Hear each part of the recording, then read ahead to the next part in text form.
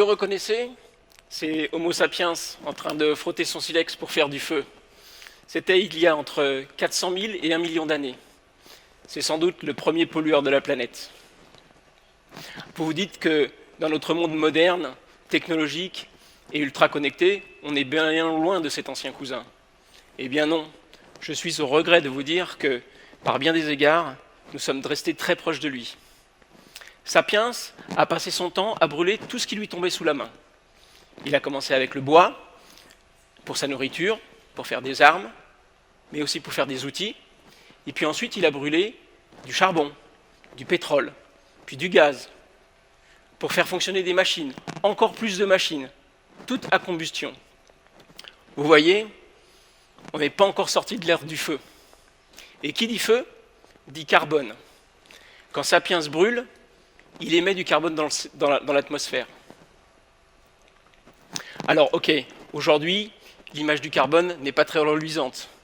Elle est grise. On pense tout de suite aux mines de charbon, aux coups de grisou, au changement climatique.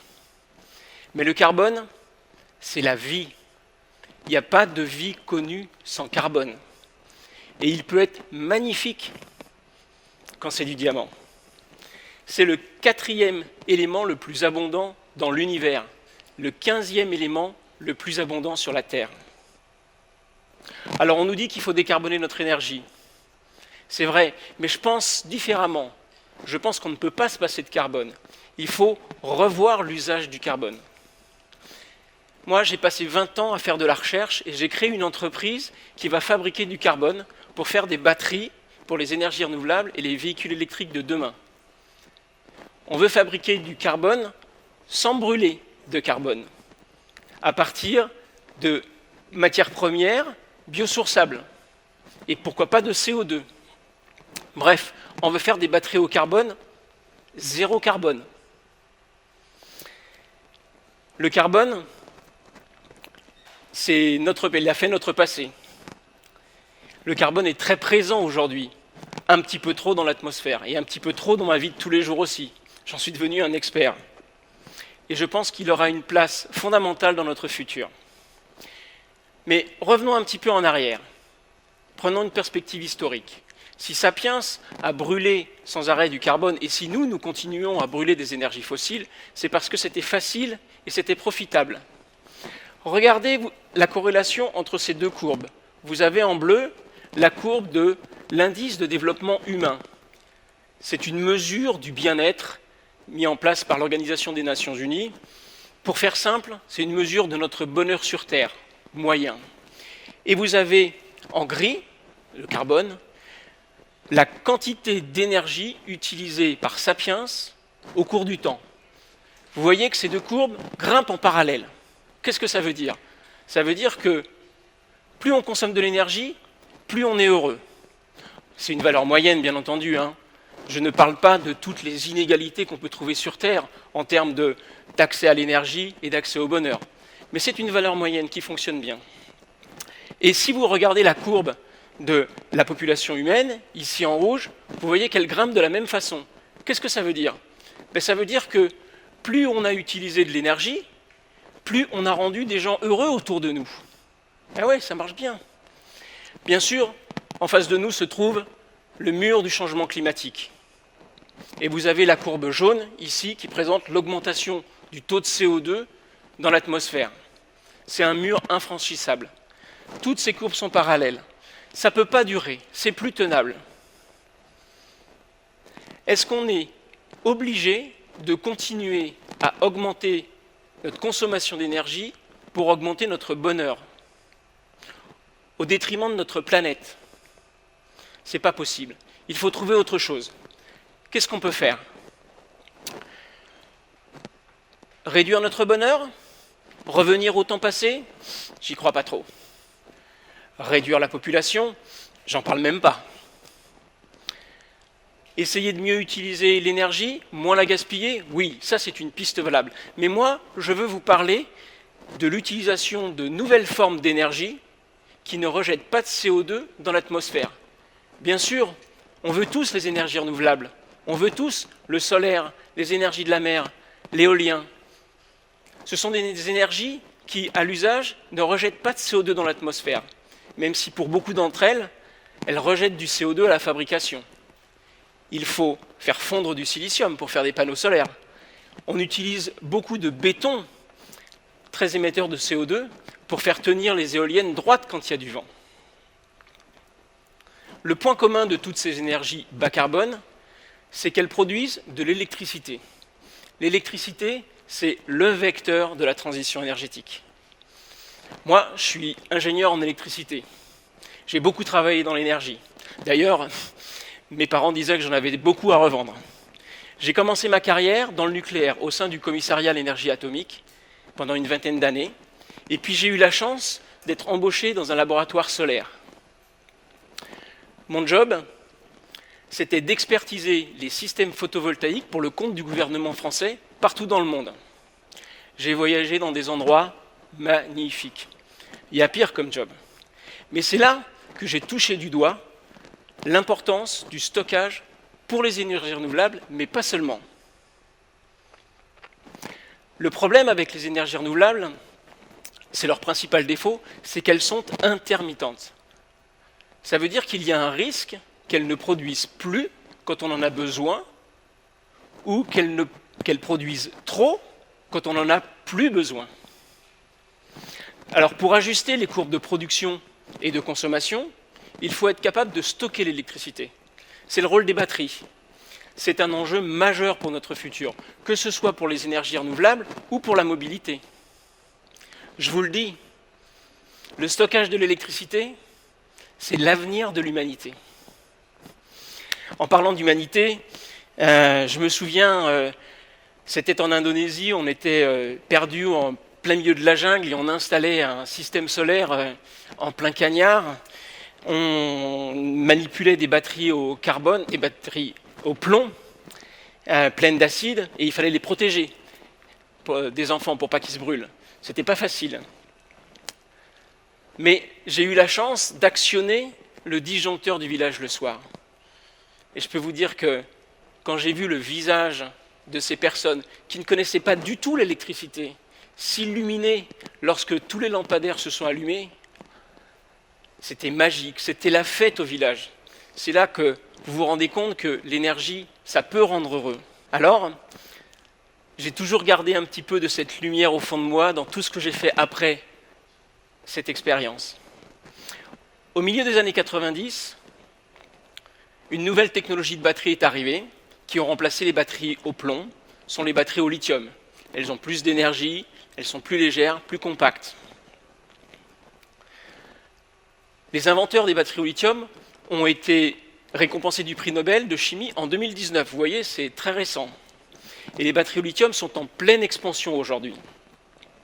Il y a 10 ans, on produisait des batteries lithium essentiellement pour les ordinateurs et les téléphones portables. Aujourd'hui, on produit 5 fois plus de batteries. 75% de ces batteries vont dans des véhicules électriques.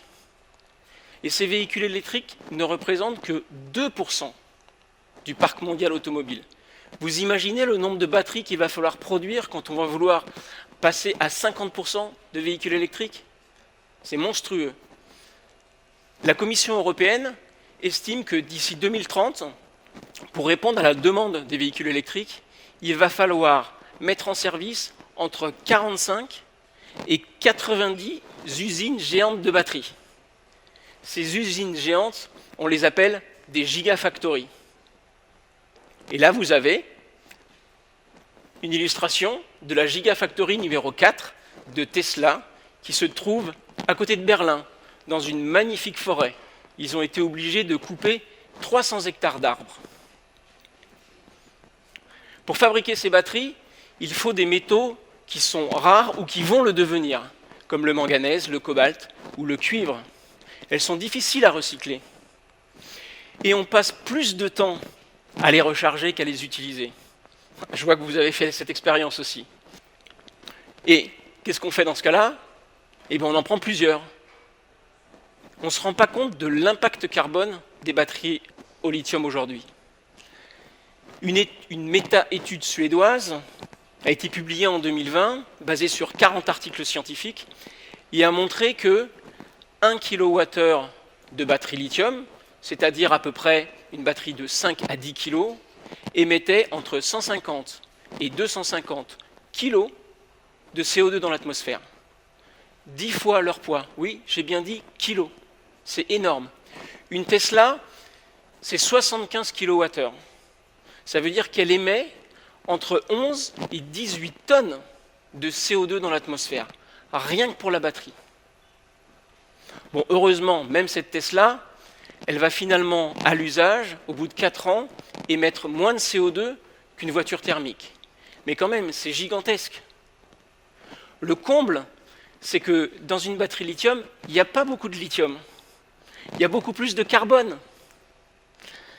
Alors, aux environs des années 2000, dans le milieu des années 2000, lorsque les nanotechnologies ont émergé, je me suis intéressé plus particulièrement aux nouvelles formes de carbone. Les carbones à l'échelle nanométrique. On a découvert à ce moment-là que le carbone pouvait prendre d'autres formes que le graphite ou le diamant. On a parlé de fullerène, on a parlé de nanotubes de carbone, on a parlé de graphène. Ce sont des matériaux avec des propriétés remarquables. Là aussi, il y a eu des prix Nobel. Et les opportunités pour fabriquer des batteries étaient gigantesques. Alors, j'ai sauté le pas. Un peu comme si les puzzles de ma carrière professionnelle s'assemblaient toutes de manière idéale.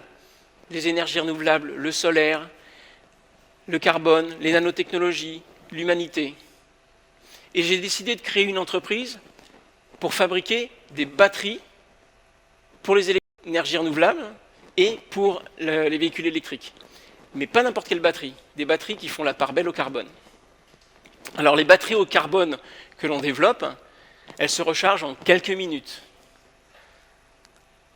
Elles durent longtemps. Elles n'ont pas ou peu besoin de métaux rares pour leur fabrication. Elles consomment moins d'eau et moins de produits chimiques. Pour les fabriquer, on utilise un procédé durable et éco-circulaire qui vise à utiliser des matières premières biosourçables, comme par exemple de l'huile de plantes ou d'arbres qu'on cultiverait de manière durable, ou alors du CO2 directement, qu'on viendrait capter dans les fumées des usines polluantes ou directement dans l'atmosphère. Mon Graal, ce serait de fabriquer des batteries au carbone sans utiliser de mines et en réduisant les déchets. Alors, ok, aujourd'hui on a pris l'habitude avec nos voitures de pouvoir faire jusqu'à 1000 km. Si on voulait faire la même chose avec des voitures électriques, il faudrait mettre des grosses batteries polluantes. Je pense qu'il est aussi très intéressant de développer des batteries légères et rapides. Je vais vous prendre un exemple. Réfléchissons ensemble. Une voiture aujourd'hui, 95% du temps, elle est à l'arrêt. 5% du temps, quand elle roule, dans 95% du temps, elle va faire moins de 50 km. Il n'y a pas besoin d'une grosse batterie pour ça. Si on utilisait des batteries au carbone ultra rapides, on pourrait augmenter l'utilisation de notre véhicule de manière plus intensive, plus efficace et plus répétitive. On pourrait récupérer l'énergie au freinage, la restituer à l'accélération. On pourrait, si on partage les véhicules, recharger plus facilement entre deux personnes, entre deux usages. Alors allez, vous allez me dire, pour ça, il va falloir multiplier les bornes de recharge. C'est vrai, mais techniquement, rien ne m'empêche, par exemple, de recharger une voiture électrique sur le compteur électrique extérieur de votre maison, sur le trottoir. Il y a un potentiel de plus de 30 millions de bornes de recharge, quasiment instantanément et pas cher. En plus, ça ferait du revenu et de l'activité en France. Et ce serait exceptionnel, révolutionnaire pour les transports en commun. Mais on peut voir encore plus loin.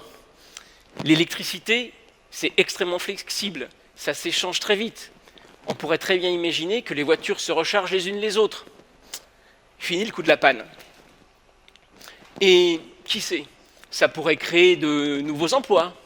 Qu'est-ce que tu fais dans la vie ? Moi, je suis chauffeur, chargeur électrique. Je conduis un gros camion électrique avec une grosse batterie au carbone derrière et je recharge toutes les voitures qui veulent bien se connecter en roulant à mon camion. Waouh, c'est super!